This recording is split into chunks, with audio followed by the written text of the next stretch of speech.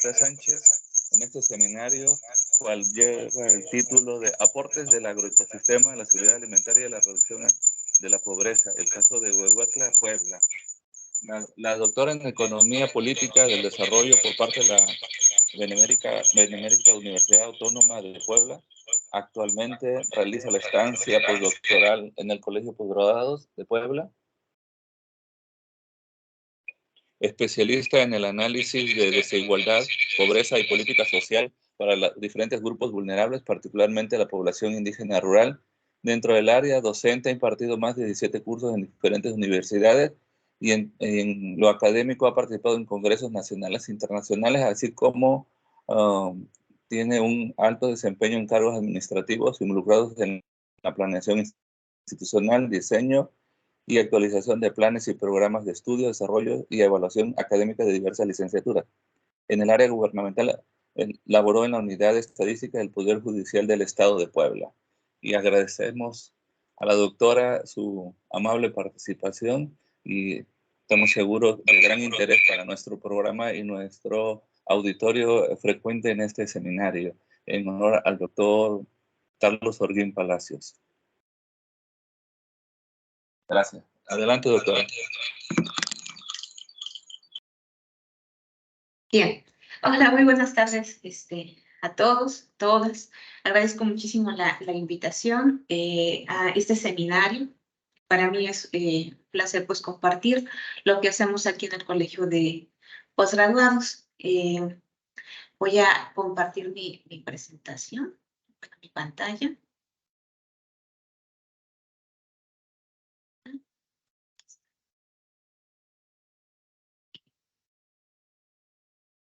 Y voy a minimizar esto.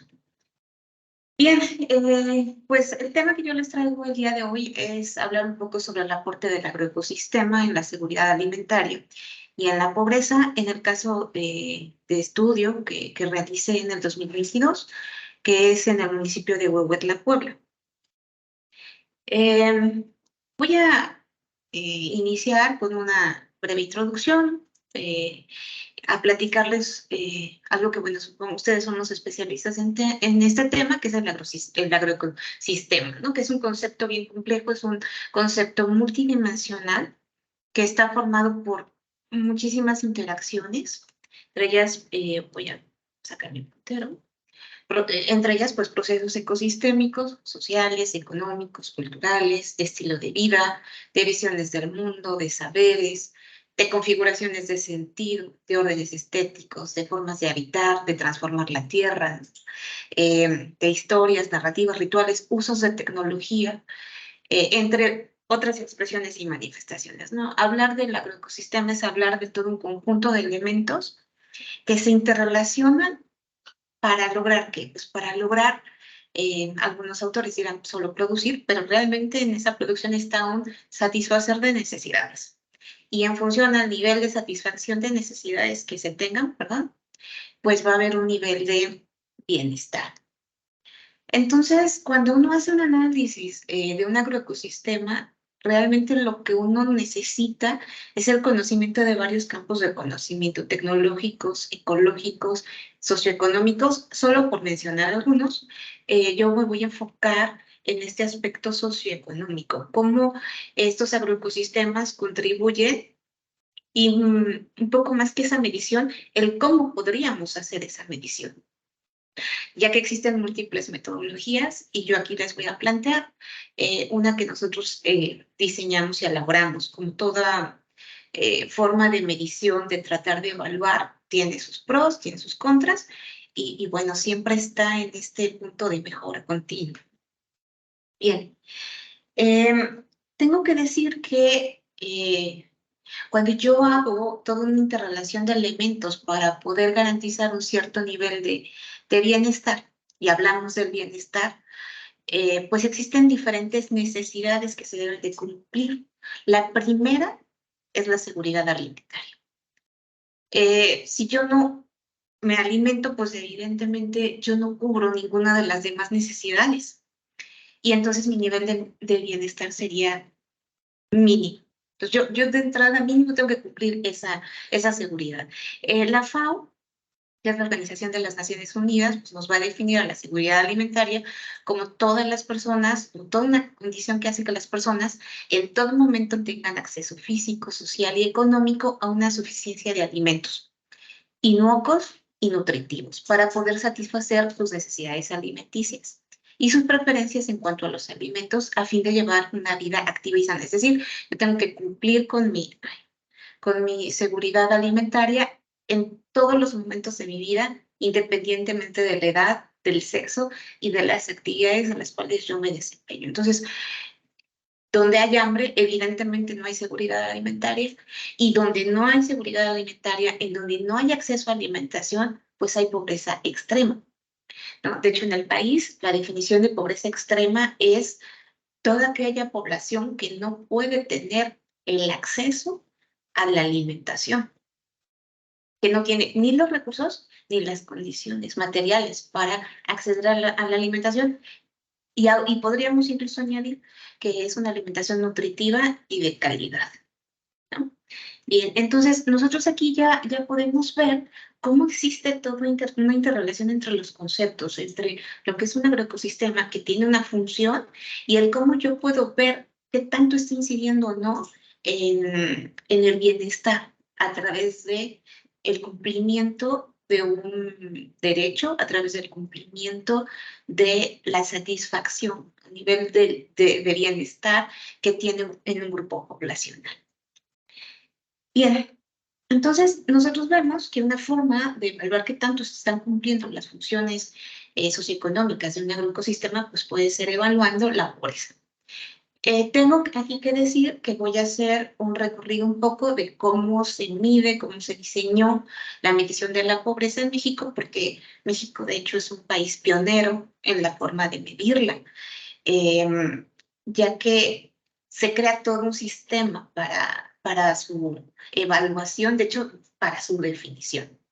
Y me voy a permitir entonces hacerles un pequeño recorrido para que se entienda el cómo se hace en el país y el cómo nosotros lo tratamos de medir en este caso de estudio. Y tengo que decirles que en el 2004 la Cámara de Diputados y Senadores aprueba la Ley General de Desarrollo Social, en donde se establece la creación del Consejo Nacional de Evaluación de la Política de Desarrollo Social, que todos conocemos como CONEVAL. El CONEVAL es una institución muy importante porque tiene como objetivo normar y coordinar. Perdón, es que creo que se grabó con intervalos, tengo que regresar, pero bueno, les decía, el CONEVAL tiene como objetivo normar y coordinar la evaluación de las políticas y programas de desarrollo social que ejecutan las dependencias públicas, pero además, o sea, no solamente evalúa los programas de las dependencias, sino además tiene el objetivo de establecer los lineamientos y los criterios para definir, identificar y medir a la pobreza.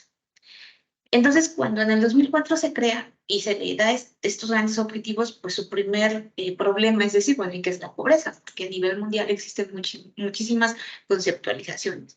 Entonces, lo que hace CONEVAL es que reúne a los mejores investigadores nacionales e internacionales para poder alcanzar este objetivo. Y hace un trabajo de verdad bastante exhaustivo, de tal suerte que vean el número de años que se tarda para poder ya publicar en el 2010 a través del Diario Oficial de la Federación sus lineamientos y los criterios que van a permitir definir, identificar y medir a la pobreza. Entonces, lo interesante de esta metodología es que nos dice que la pobreza, todos entendemos que la pobreza es un asunto de carencia, de no cumplimiento de alguna característica. Y usualmente en el mundo se mide a través del ingreso, de una variable monetaria.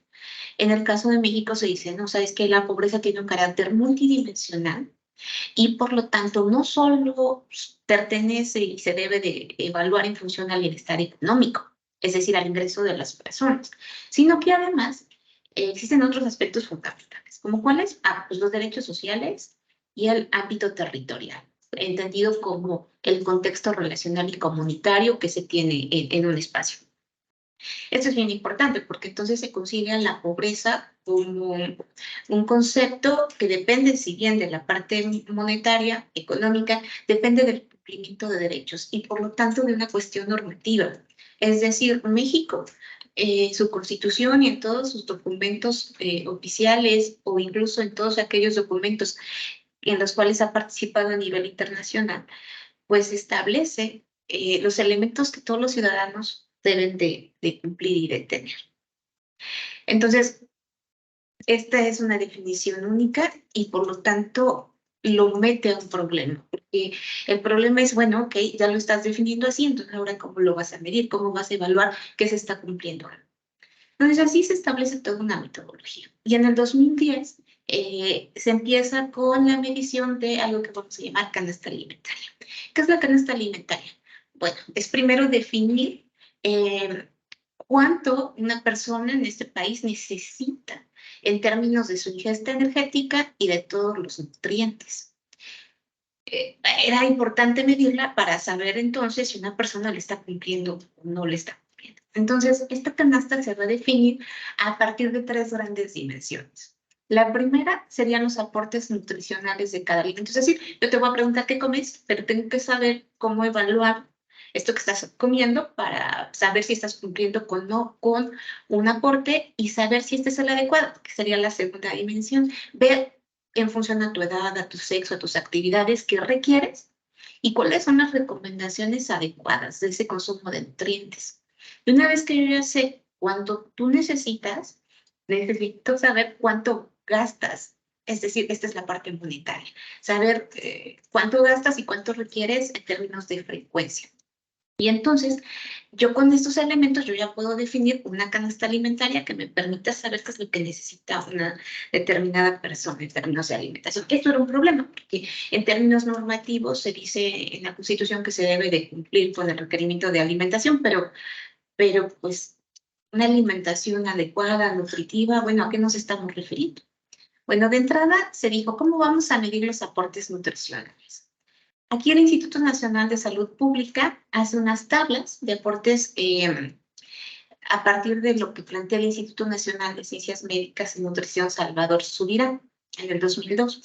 También se toman las tablas de la CEPAL del 2007 y hay un libro que se llama Tablas de Valor Nutritivo de los Alimentos, de Miriam Muñoz de Chávez y José Ángel Ledesma Solano. A partir de estas tablas, ellos podemos identificar cuáles son los aportes nutricionales de los alimentos. Okay. Y una vez que sabemos los aportes nutricionales, vamos a ver qué es lo que se requiere. Bueno, ¿y de dónde tomamos eso? ¿Qué es lo que se requiere? Bueno, se busca la información que plantea el Comité de Expertos de la FAO y las recomendaciones y gestas de nutrimentos para la población mexicana de Rosado, Casanueva y Borges del 2005, por edad y por sexo, porque esto es muy importante. Usualmente nosotros decimos, bueno, es que necesitas una alimentación adecuada, pero esta va a variar en función, creo que alguien está abriendo el micro, sí. En función por edad y sexo, incluso aquí tendríamos que decir también por actividad, porque no son los mismos requerimientos. Una persona, por ejemplo, que se dedica a la agricultura o que requiere una actividad física pues, de mayor rigor a alguien que tiene una actividad con menor grado de aportación calórica. Entonces, bueno, esto es algo que se tenía que analizar para ver si los mexicanos estaban cumpliendo con esto. Y luego ver el gasto. Es decir, ¿cuánto un mexicano gastaría en este tipo o para cumplir esta canasta? Entonces, para ver cuánto gastan los mexicanos, existe una encuesta que es la ENI, que es la Encuesta Nacional de los Gastos de los Hogares, que permite ver todo el gasto mensual, trimestral que se hace y en qué se gasta. Entonces, a partir de esta información, se evalúa lo que compra un hogar en términos de alimentos y se estima en calorías, tanto dentro del hogar como fuera del hogar, que muchas personas comen fuera del hogar, y se escoge un estrato poblacional de referencia. Y con esos elementos es como Coneval hace su canasta alimentaria. A partir de esta canasta alimentaria saca un coeficiente de aportación energética, que es bastante sencillo. Él evalúa, por ejemplo, el consumo calórico del hogar, es decir, ve cuánto se está gastando un hogar en función al número de personas, a los bienes que se tienen con estas tablas, y luego lo compara con lo que requeriría consumir. Si este índice fuera 1, significaría que se está cumpliendo con ese requerimiento energético. Si fuera mayor a 1, significaría que este sobrepasa los requerimientos. Y si fuera menor a 1, ok, sabes que este hogar tiene problemas porque no está cumpliendo con sus requerimientos. Este análisis se ordena y se sacan percentiles, tanto para, digamos, todo el país, que sea a nivel nacional, como por zonas, urbanos y rurales. Y entonces se dice, a ver, ¿qué hogares comienzan ya a cumplir con sus requerimientos y lo hacen con el menor costo posible? Y se observa que a nivel nacional, a partir del percentil 45, nosotros ya vemos ese cumplimiento a nivel rural en el 32 y a nivel urbano en el 41. Entonces dice, bueno, hay rangos. Entonces yo voy a tomar ciertos rangos. Urbanos vamos a tomar del percentil 41 al 60 y del rural del 32 al 51. Tomo ese estrato poblacional y trato de ver qué es lo que más consume. Se toman solo aquellos bienes en donde su consumo representa un 10% de la frecuencia. O sea, es altamente frecuente que se adquiera. Segundo, se escogen bienes que tengan un peso importante del gasto. Es decir, que su gasto por lo menos representa el 0.5% del total del gasto en alimentos. Y tercero, también se ve que estos bienes cumplan los requerimientos de la norma oficial mexicana de alimentos. Entonces, tomando este conjunto de bienes, se evalúa cuánto los hogares gastan. Entonces, para nosotros saber cuánto un hogar tiene que gastar en esta canasta, pues necesitamos los precios. Necesitaríamos multiplicar lo que consume por el precio para saber el gasto. Bien, en este caso tengo el gasto, pero no tengo los precios, porque imagínense en el país, pues tenemos una cantidad infinita de precios posibles para un mismo bien.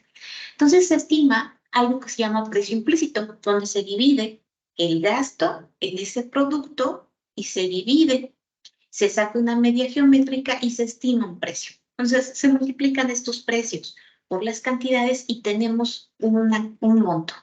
Este monto que va a ser la línea de bienestar, cuando la publican mensualmente, que se necesita para que una persona pueda cumplir con esta canasta, o sea, pueda cubrir con estos requerimientos de alimentación.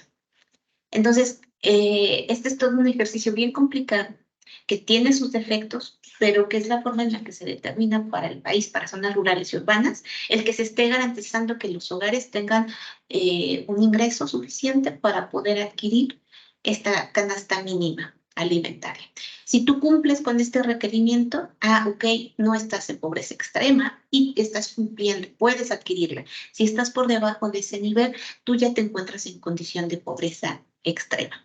A partir de la canasta alimentaria se estima la canasta no alimentaria, que define al que es pobre. O sea, pobre va a ser aquella persona que no cumpla con sus necesidades, no solo alimentarias, sino también de otros bienes. Y se saca lo que se llama coeficiente de Engel, que es un inverso. No se hace todo el ejercicio que se hace para determinar la canasta alimentaria, sino es más bien un estimado. Entonces, considerando esta metodología, nosotros podemos ver que para una zona rural, una persona va a ser pobre extremo si no puede cumplir con un ingreso mensual de 1.563 pesos en promedio.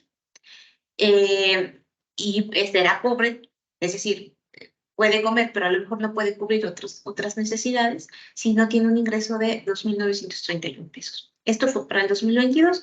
Obviamente esto se actualiza y ustedes pueden tener datos mensuales ya para el 2023. Bien, pero bueno, no, como yo les decía al principio, esto es solamente saber si un hogar cumple o no cumple con un ingreso.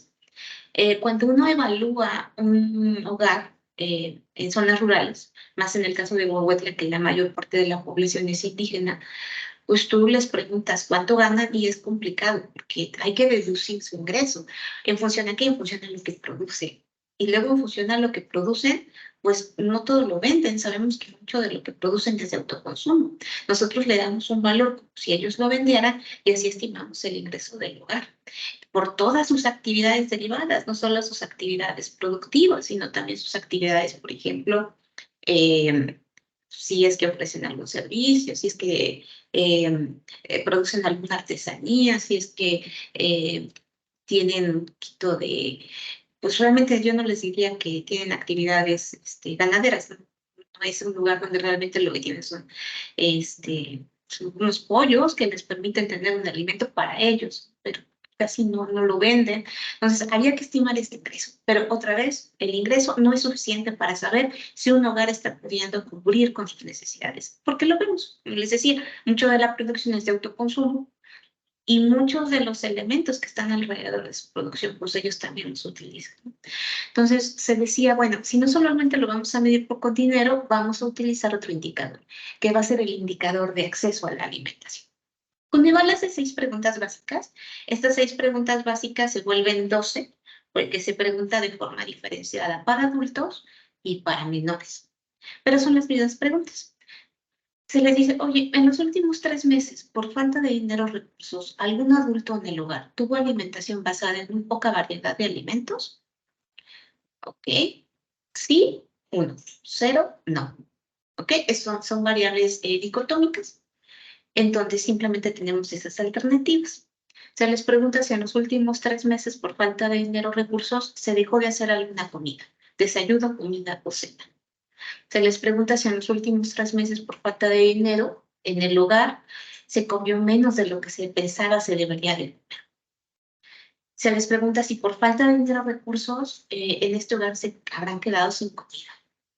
También se les pregunta si por falta de dinero en los últimos 3 meses en el hogar de una persona que sintiera hambre, pero pues no pudo comer. Y si en los últimos 3 meses, por falta de dinero o recursos, alguna persona del hogar solo comió una vez al día o de plano dejó de comer todo el día por falta de recursos. Se hace una sumatoria de las respuestas. Si obviamente la sumatoria me da 0, significa que en ese lugar hay seguridad alimentaria. Y por lo tanto se tiene un acceso completo a la alimentación. Entonces puedo tener personas que a lo mejor no tienen el ingreso, pero sí, pero pues sí están cumpliendo con su acceso a la alimentación. Entonces ellos tienen seguridad alimentaria. Si, por ejemplo, en esta sumatoria tenemos que dos fueran, que en 2 preguntas se hubiera dicho que sí, bueno, tenemos un nivel bajo de inseguridad alimentaria. Si se dicen 4 que sí, bueno, pues ya tendríamos mayor problema. Y si en las 6 se responde afirmativamente, tendríamos un nivel grave de inseguridad alimentaria. Entonces, digamos que la profundidad de la inseguridad alimentaria se puede medir en función a ese rango que va del 1 al 6. ¿Okay? Entonces ya tendríamos esta parte del acceso.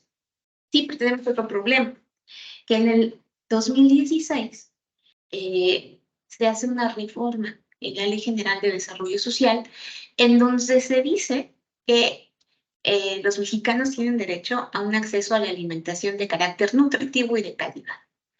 Ok, ya tienes tus requerimientos mínimos, ya tienes el recurso que te lo permite, sí, pero no sabemos si tus alimentos son nutritivos y si son de calidad. Entonces, como cuando Iván dice, bueno, esto suena bien, pero ¿y cómo lo vamos a medir? ¿Cómo lo vamos a evaluar? Pues sobre todo pensando que hay una ausencia en una definición clara de lo que es una alimentación nutritiva y de calidad, tanto en el marco normativo como a nivel internacional, se construye una noción de lo que pudiera ser un indicador de esto que es nutritivo y de calidad. ¿Y en qué se basaron? Se basaron en unos estudios de Honinot y Johans, e incluso también algunas investigaciones de Conmeval, en donde comprobaron que entre mayor variedad de alimentos se consuma una persona, pues se va a aumentar la probabilidad de que exista una ingesta de calorías, de macros y micronutrientes necesarios para poder cumplir con esa cuestión de que sea nutritivo y de calidad, ¿no? Básicamente se considera su variabilidad. Es decir, se toma en cuenta la frecuencia de alimentos consumidos y la diversidad dietética como una forma de aproximarnos a esta definición que establecía la Ley General de Desarrollo Social. Otra vez, se toma la información de la ENIG y se toma esta tablita. Esta tablita para nosotros fue muy útil porque sintetiza bastante bien, es sencilla de preguntar a los hogares y es creada por el Programa Mundial de Alimentos en el 2008, y establece eso, la diversidad de alimentos, y a cada alimento le da una ponderación. Entonces se les pregunta a las personas, oye, en los últimos 7 días, ¿Tú has comido avena? ¿Cuántos días has comido avena? O maíz, o sorgo, o granos. ¿Cuántas veces a la semana has comido tubérculos? Frijoles, vegetales, frutas, carnes. Si observamos las carnes o los alimentos con altas proteínas, tienen ponderadores más fuertes. Entonces, aquí, digamos, tendríamos los días. Si multiplicamos ese ponderador por esos días, la sumatoria me va a indicar si este hogar o si esta persona tiene una dieta diversa o no, o se está cumpliendo con los requerimientos necesarios. Para el Programa Mundial de Alimentos, si esta sumatoria es menor a 28, es un hogar con una dieta pobre. Si este hogar se encuentra entre 28 y 42, se dice que es limítrofe, o sea, al final tampoco es óptima. Tú necesitarías tener una sumatoria mayor a 42 para poder decir que la dieta es aceptable. Okay, entonces yo tendría que hacer este estudio y decir, bueno, ver si la población tiene esta diversidad de la cual se está hablando. Bueno, así se mide en México. Nosotros podemos tener estos indicadores cuando Eva los va a publicar. Pero bueno, así se mide en qué situación nos encontramos. Bueno, viendo algunos datos a nivel nacional, vemos que Coneval nos dice que del 2018 al 20 la población en pobreza pasó de 51.9 a 55.7 millones de personas. Es decir, hubo un crecimiento del 7.3% de las personas que no podrían cumplir con sus necesidades, no solo alimentarias, sino, como les comentaba, no sé, de vivienda, de otros aspectos. Sin embargo, la población en pobreza extrema en este mismo periodo se incrementó de 8.7 a 10.8 millones, es decir, casi en un 24.13%. Esto es muy grave porque tu pobreza extrema es la que no está cubriendo la necesidad básica, está creciendo en mayor medida, ¿no? Todos sabemos que aquí hubo un contexto bien complejo y bueno, eso impactó negativamente en la seguridad alimentaria de los mexicanos y evidentemente en el bienestar. Entonces, se estima que el 23.5% de la población en México vive en pobreza alimentaria. Entonces, es necesario pues, generar mejores mecanismos para que esto no pueda dar, sobre todo que estamos en un país que tiene una cantidad de recursos enorme. Unos indicadores adicionales que son bastante interesantes son los que saca Insano. Insano es la encuesta nacional de salud, que por ejemplo estima que el 69% de los hogares rurales vive alguna de estas tres características de inseguridad alimentaria, es decir, tiene incertidumbre sobre si puede adquirir alimentos, existe riesgos de que reduzca lo que come o coma menos porque pues, no puede, o que de verdad se limite completamente en su alimentación. Estas son las características de las cuales habla Insano y eso es pues todavía más grave, ¿no? Y en función de esta encuesta, se estima que el 25% de los niños indígenas tienen desnutrición crónica. Y bueno, esto, o sea, nosotros sabemos que limita sus oportunidades y sus capacidades del presente, sí, pero también del futuro, y por lo tanto tenemos y vamos a tener problemas de pobreza intergeneracional. Bien, entonces, así se mide en el país, así estamos en el país, y ahora, ¿qué pasa en Bogotá? Con este lugar que les decía que íbamos a evaluar un poco si se estaban cumpliendo o no pues sus derechos, porque al final es un derecho. Bien, en Huehuetla lo que nosotros sabemos es que es una población pequeña, 17.082 personas, más o menos equivale al 0.3% de la población del estado de Puebla, de las cuales 80.4% hablan una lengua indígena. Tienen una tasa de dependencia infantil de 50.55%, es decir, hay una gran cantidad de niños. Entonces, estamos hablando de que la mitad de la población, que casi hay una relación entre adulto y niño, pues, son indígenas, pues, tienen, ya en función a los datos que veíamos, una alta probabilidad de estar en una condición de pobreza y de pobreza extrema. Según datos de Coneval, el 36.1% tiene pobreza extrema, es decir, no alcanzan a tener un ingreso de 1.563 pesos. Para el 2015 se decía que solo el 26.2% de la población tenía carencia alimentaria, pero para el 2020 pasa a 49.7% la carencia alimentaria. Es gravísimo, algo está pasando, que su producción no está generando, que está teniendo muchos problemas y no están pudiendo cumplir sus derechos. El 58.4% de la actividad económica es agropecuaria y forestal. Y el 52.6% de la superficie de su municipio se cultiva maíz y café. Y lo que nosotros hicimos, pues, es siguiendo esta metodología para el 2022, entonces es un análisis de corte transversal, se trató de evaluar qué tanto se estaba cubriendo con las necesidades alimentarias. Entonces se hicieron 92 encuestas en 4 localidades, que es 5 de Mayo, Liacamayo, Nalpú y Putahuaca. Todas ellas son importantes dentro del municipio, tienen una gran cantidad de población indígena, se dedican en su mayoría a la agricultura y bueno, nosotros queríamos evaluar qué tanto estaban cubriendo sus necesidades, pero podríamos hacerlo como lo mide Coneval, o podríamos hacer algo que buscara tener otros elementos. Entonces nosotros hicimos un índice de cobertura de necesidades alimentarias, que es un índice mixto. Es decir, vamos a tomar en cuenta lo que dice Coneval sobre su cumplimiento, si satisface sus requerimientos, vamos a considerar si es diverso y también vamos a considerar si se tiene el ingreso adecuado para poder adquirir una canasta alimentaria. Todo eso lo vamos a juntar en un índice de la siguiente forma. Bien, primero lo que nosotros hicimos es preguntarnos si estos hogares estaban haciendo todas sus comidas. Es decir, decíamos, bueno, Coneval, por ejemplo, les pregunta si las personas pueden hacer su desayuno, su comida y su cena, hacer 3 comidas en promedio en el país. No hay ninguna norma que señale que en el país que sería lo correcto hacer 3 comidas, pero sabemos que pues por una situación común es lo que se suele pensar como un hábito y costumbre dentro del país. Entonces queríamos ver si las personas en estos municipios, en estas localidades, estaban haciendo sus 3 comidas al día.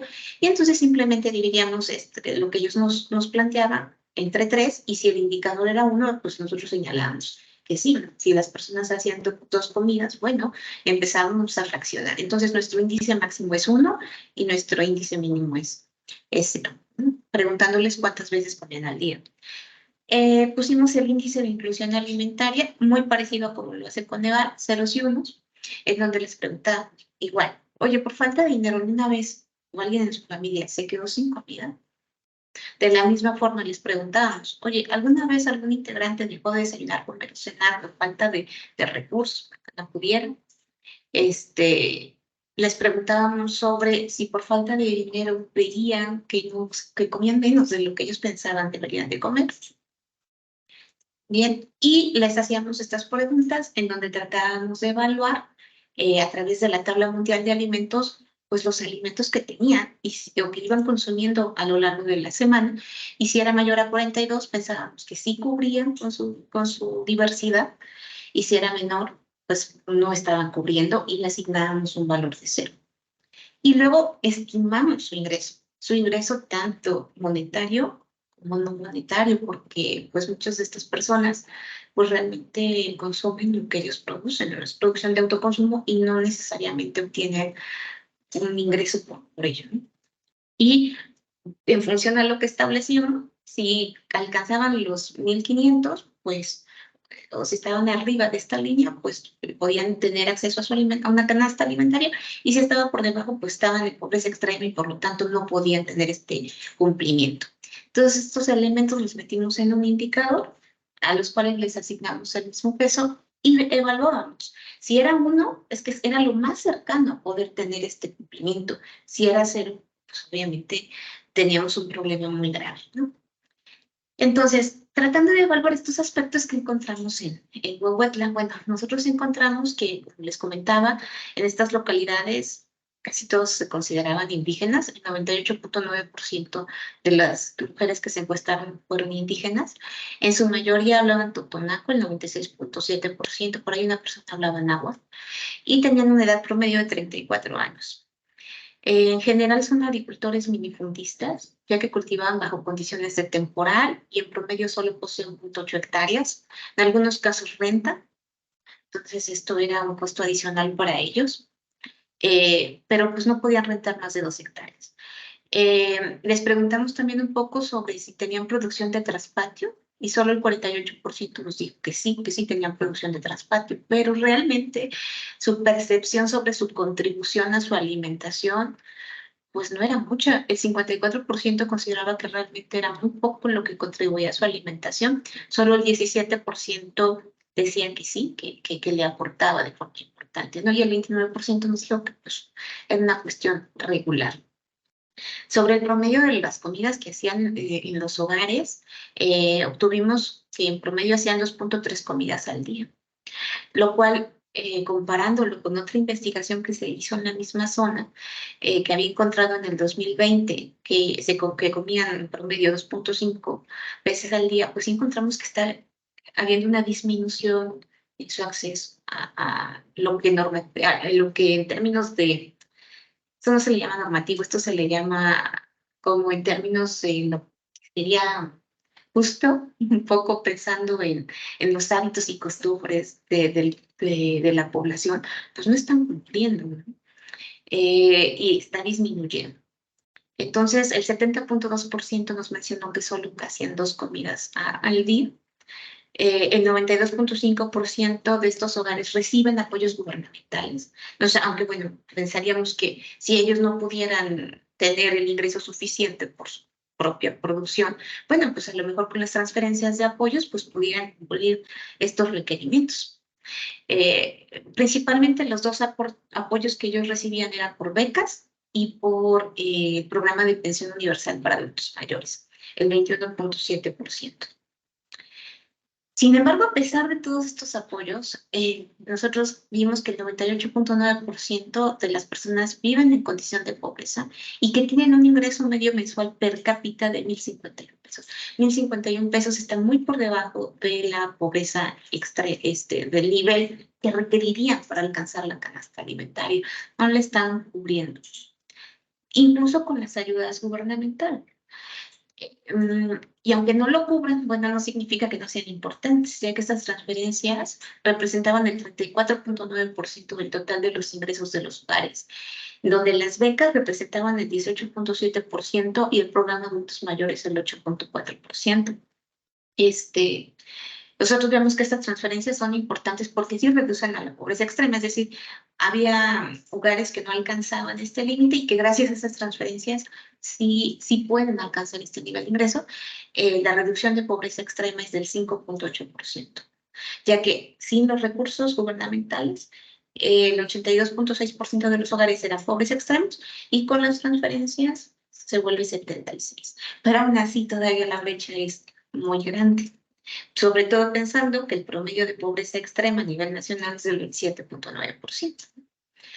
Ellas señalan que este dinero realmente lo ocupan para satisfacer necesidades, pues básicamente del sector educativo de los niños, porque a los niños pues, les piden cuotas de entrada, útiles, materiales, una serie de elementos que ellos no pueden comprar con sus propios recursos y dicen que la mayor parte de los recursos se destina a esto. Y solo el 7.6% de las personas señalan que sí les permite tener una mejora en la compra de alimentos. En términos de los índices que les planteaba que se obtuvo, bueno, se obtuvo que el índice de comidas evidentemente pues es bajo, no es 1, porque hay muchos hogares que no pueden comer 3 veces al día. El índice de acceso, el 7.6% de los hogares sí se quedó sin comer por falta de recursos, una comida al día.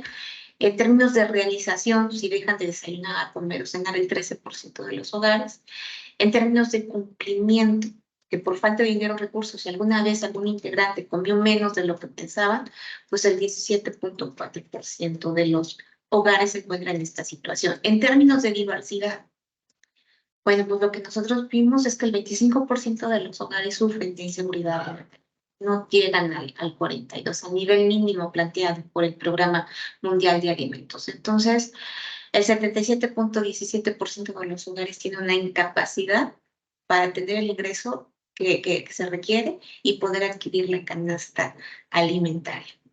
Entonces, en términos de cobertura de necesidades alimentarias, es decir, considerando todo estos elementos en conjunto, pues nosotros vemos que pues, estamos muy lejos del 1, en 0.76 nos quedamos como nivel. Y si pensáramos que en el país una cuestión normativa es garantizar que todos los mexicanos pues tengan este derecho, pues realmente estamos todavía lejos, ¿no?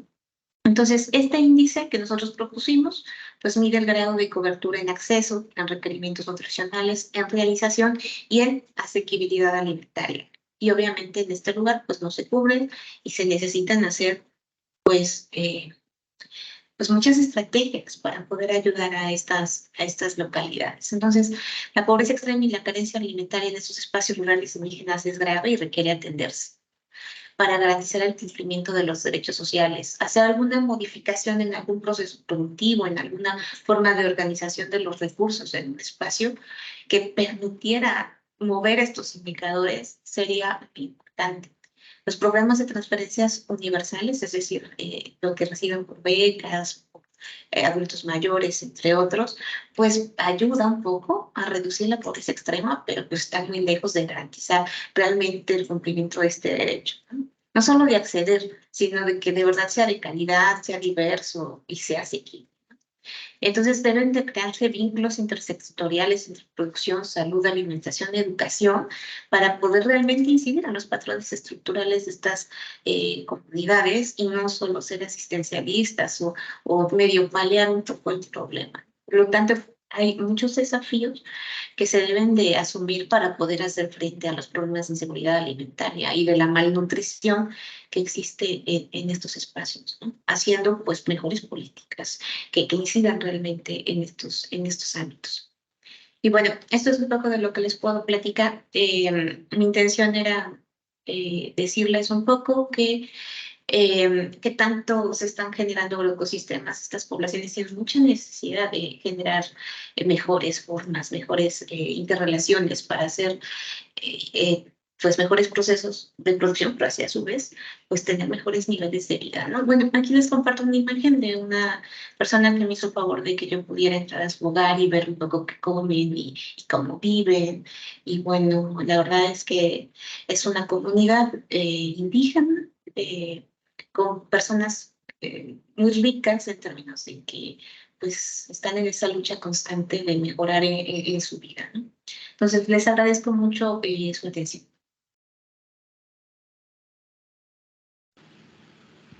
Al contrario, doctora.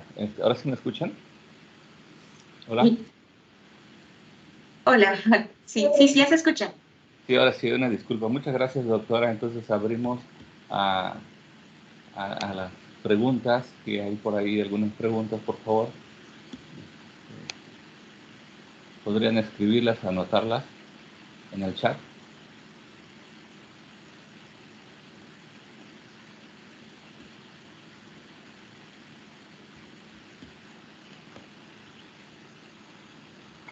Bueno, mientras aparece alguna pregunta, espero no estar omitiendo alguna mano alzada o alguna pregunta. En términos de diversidad, doctora, ¿qué diversidad, qué porcentaje sería de la diversidad que ellos podrían producir de sus solares o están produciendo de su solar o de su pequeña finca, ¿no? En relación a lo que ellos consumen, ¿no? En ese caso. Realmente lo que yo observé es que, pues, lo que ellos siembran es maíz, un poco de frijol, pero ellos tienen mucho el problema de que la tierra es medio húmeda. Entonces, por ejemplo, se les pudre. Así lo siembran, pero se les pudre, no tienen técnicas adecuadas para poderlo producir de forma eficiente. Tenemos un problema de que ya algunos utilizan pues, químicos para la producción y entonces, por ejemplo, esto lo visualicé con la persona que me acompañaba a las encuestas porque era complicado acceder a la zona. Hablan totonaco, sí hablan español, pero es... cuando llega un extraño, sí ellos hablan mejor en totonaco, entonces tenía una persona que apoyaba en la traducción y ella me platicaba, me decía, mire, no siembran jitomate, ¿por qué? Porque se les muere, y se les muere, ¿por qué? Porque, pues como lo utilizan químicos para la producción del jitomate, ahí tienen como un pleito y no ha sabido cómo cómo producirlo. Ellos consumen mucho jitomate, para ellos es caro el jitomate, pero pues no lo producen, ¿no? Sus hortalizas son mínimas, y básicamente lo que ellos consumen es literalmente maíz, es maíz en todas sus formas. Su consumo de carne es muy limitado, su consumo de frutas, por ejemplo, se daba, pero porque es de temporada. O sea, realmente ellos no la siembran, ellos en el camino ahí está y de repente pues pueden consumir una fruta. Entonces, por ejemplo, nuestros indicadores ahí vimos que tenían un sesgo porque muchos decían, bueno, es que sí consumo fruta en la semana, pero ahorita, porque el resto del año, ¿no? Yo no la compro. Entonces ahí, por ejemplo, pensamos en un Coneval que llegue y les hace estas preguntas, pues ellos van a decir, pues sí, sí la como, pero realmente es que no es con frecuencia. Hay un riesgo, el riesgo no se evalúa. No pudimos evaluar el riesgo que ellos tenían para poder siempre garantizar que eso se presentara, que pudieran comer frutas, ¿no? Ellos básicamente lo que consumen es maíz. Sí, siembran pimienta, pero esa la utilizan para la venta, es un poco de donde pueden obtener dinero, pero pues realmente los hogares a los cuales nosotros llegamos, muy pocos hogares producían pimienta, ¿no? Y eso era porque los árboles ahí estaban. Es una producción que realmente ellos no consideran como para su alimentación. El maíz sí, pero pues tienen tierras muy pequeñas. Pues 0.8 de hectárea es algo muy pequeño para la producción de maíz. Entonces ni siquiera pueden con su producción cumplir con sus requerimientos y necesitan comprarla en estas tiendas de Viconza, en donde los obligan a comprar a veces otros productos para poder comprar su maíz, ¿no? Entonces, sí se encuentran en condiciones graves y por lo tanto, pues sí reducen pues su consumo, porque tienen que estarlo optimizando. Y ellos mencionan mucho, y es que una parte es para nosotros, pero otra parte es pues para nuestros animales, ¿no? Para nuestras gallinitas, que ellos también consumen y que también les estamos teniendo que dar. Entonces, sí es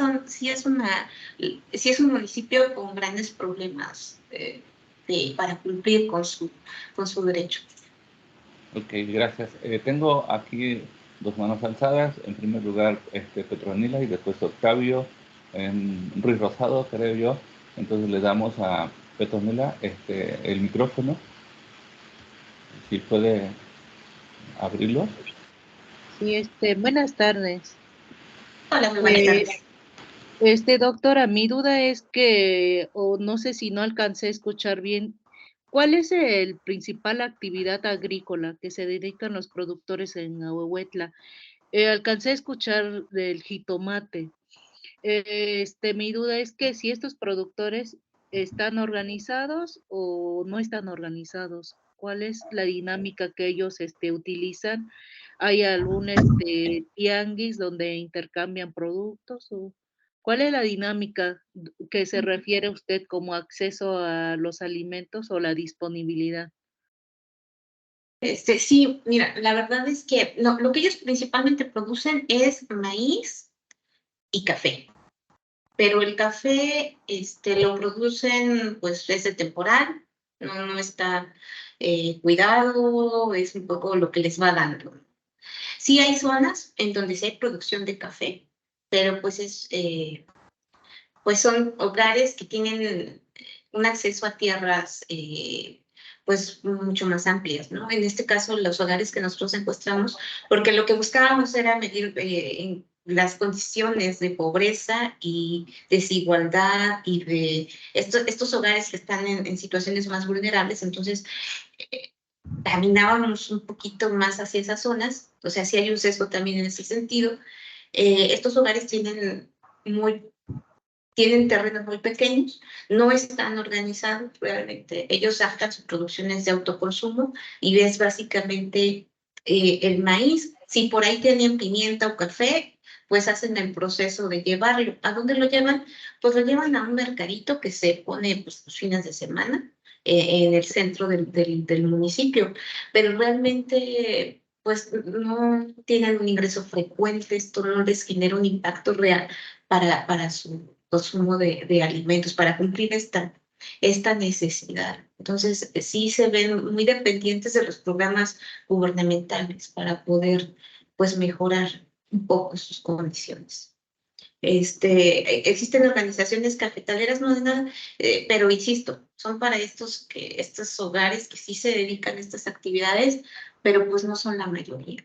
Realmente son en ciertas zonas y no en las zonas a donde nosotros realmente aplicamos las encuestas, que sí hay que decir, bueno, sí hay productores que pues sí producen a gran escala, pero pues son los que también tienen tamaños de tierra, extensiones más grandes. Y como no era nuestra población objetivo, pues no los estudiamos, ¿no? Ok, gracias. Ok, gracias. Sí, Octavio, por favor. Sí, gracias, buenas tardes. buenas tardes. Gracias por el exponernos una situación más de México y del estado de Puebla.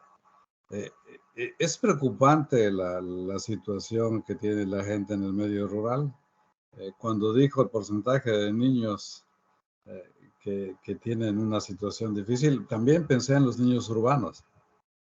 Cuando habló de la nación, del país, habló de niños indígenas. ¿Qué pasa con los niños no indígenas y con los niños en el medio urbano? Que no es que no tengan acceso, sino que tienen acceso a alimentos chatarra y son desnutridos también. Entonces, me parece interesante el tema. Y más interesante se me hace es que, lo mencionó, hay grandes y pequeños productores. Los grandes no fueron objeto de estudio, los pequeños sí. ¿Cómo sobreviven? ¿Cómo enfrentan el asunto? ¿Cómo enfrentan su vida, su reproducción social? Entonces, tengo dos preguntas allí, o una a lo mejor. ¿Cree usted que realmente vayan a salir de la pobreza? ¿O se les seguirá dando el dinero para que enfrenten su canasta básica? ¿O por qué, en su opinión, por qué no se ha capacitado para salir de ese lugar? Okay. Híjole, la verdad es que aquí creo que, aunque no fue pregunta, me parece bien interesante lo que comenta de la malnutrición, porque, por ejemplo, se supondría que los indicadores de pobreza tendrían que estar considerando la alimentación nutritiva y de calidad, que si de verdad tuviéramos indicadores adecuados para ello, y creo que saldríamos todavía mucho peor, y la zona urbana pues también tendría graves problemas, ¿no? Entonces, creo que tendríamos que trabajar mucho sobre cómo estamos evaluando y estamos obteniendo esos indicadores de cumplimiento de la alimentación adecuada y nutritiva. Eso por una parte. Me parece importantísimo destacar. Segundo, si saldrán de la pobreza como pregunta, híjole, es algo bien complejo en el sentido de que nosotros vemos que el país en general, o la mayor parte de la población en el país es pobre, o sea, no cumple, sí cumple con la alimentación, pero no con otras necesidades, ¿no? Que en el país se consideran derechos, por ejemplo, la educación, por ejemplo, la vivienda, por ejemplo, la salud. Hay muchas aristas, y entonces en ese sentido, pobreza en general, no, eso creo que sí es un asunto de muy larga data. En pobreza extrema, la verdad es que sí considero que no solamente no vamos a salir, sino que se está agravando. Y se está agravando porque estos grupos vulnerables no tienen acceso a información, no se les está llegando. Incluso para el propio acceso a estos programas que se les están haciendo llegar, tienen problemas de comunicación, tienen problemas de poder integrarse, ¿no? De forma adecuada a estas instituciones gubernamentales. Por ejemplo, nosotros platicábamos con ellos y algo que sí nos comentaban es que, por ejemplo, antes se hacían reuniones y en estas reuniones ellos pues podían discutir. Pensando un poco en las reuniones de oportunidades, que mucho eran obligadas, pero que al final asistían. Y en cierto sentido había una comunicación. Hoy en día, por ejemplo, algunos avisos se les hace llegar por WhatsApp y pues ellos dicen, bueno, pues mi WhatsApp está bien interesante, pero mi teléfono no tiene eso y además tampoco pago por eso. Entonces, enterarme me es complicado. Y muchos creen que la política ahora tiene que trabajar en ver cómo llegarle a estos grupos realmente vulnerables, que sí creo que todavía se requiere un mayor trabajo. Sí hay esfuerzos y lo están intentando. Por ejemplo, cuando yo fui, realmente les habían dado unas tarjetas a través de las cuales ellas podían cobrar estos apoyos, pero no funcionaban, porque de hecho en Huehuetla hay un solo banco. Hay un banco del bienestar, pero no servía. Entonces, pues no, pues ¿cómo? Pues mi tarjeta no sirve de nada. Y el apoyo para que les llegara se tardó 4 meses. Esto es importante, porque yo como hogar, que ese dinero lo necesito para mis satisfactores básicos y se tarda tanto tiempo en llegar, pues no es que hoy coma y en 4 meses o en 6 meses vuelva yo a comer. O sea, realmente la falta de frecuencia sí es importante para aspectos de alimentación. Que si bien les llegó el acumulado y ellos sintieron que tenían pues, recursos, sí, pero se los gastan en otras cosas. Por ejemplo, en salud, tienen sistemas de salud muy limitados.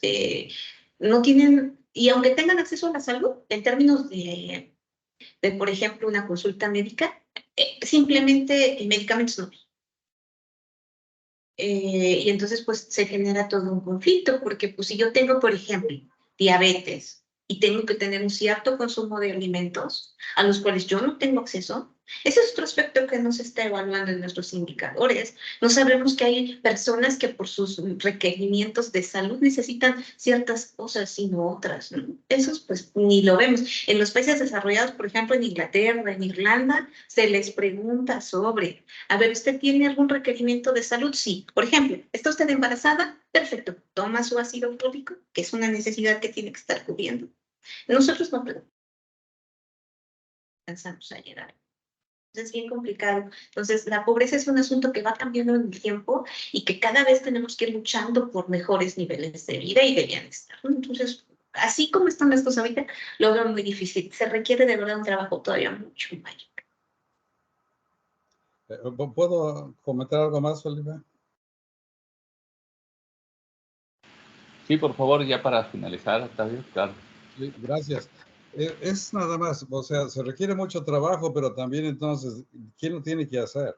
Y lo otro, el aspecto, si la seguridad alimentaria es disponibilidad, acceso, consumo y la asimilación biológica, entonces, sí ahí se requiere el aspecto de la capacitación. Que no les llegue el dinero externo, pero que entonces ellos sepan trabajar con ellos. Hay mucho alimento no convencional, por decirlo así, no tradicional, y que lo pueden producir, estoy seguro de ello.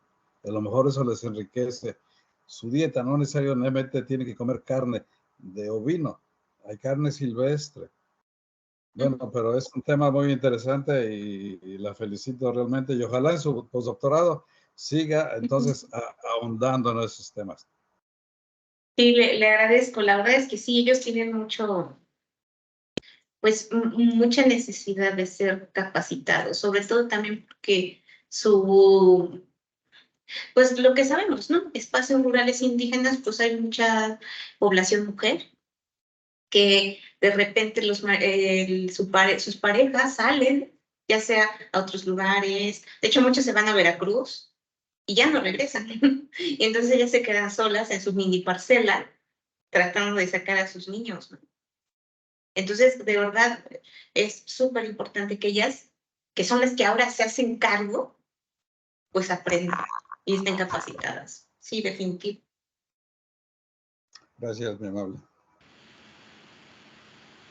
Ok, pues agradecemos infinitamente la exposición de la doctora Mariana en este tema, por sí interesante, y su abordaje también interesante, en donde nos dio ese recorrido legal, conceptual de seguridad alimentaria y operacional en términos de generar indicadores de esta óptica para mirar un estudio de caso, en particular de estas localidades en Puebla, pues que visibiliza las grandes necesidades pues de gran parte de la población en México y sobre todo y en especial de estos grupos de pueblos originarios, ¿no? Entonces yo agradezco a la doctora Cortés y un aplauso, por favor, si se puede, virtual. Gracias. Muy agradecidos con su presentación. No, pues muchísimas gracias por la invitación. La verdad es que esto forma parte de una investigación más amplia. Muchas gracias. En donde pues les presento esto, esta pequeña lista. Los problemas son enormes y pues muy agradecida por la invitación de nuevo.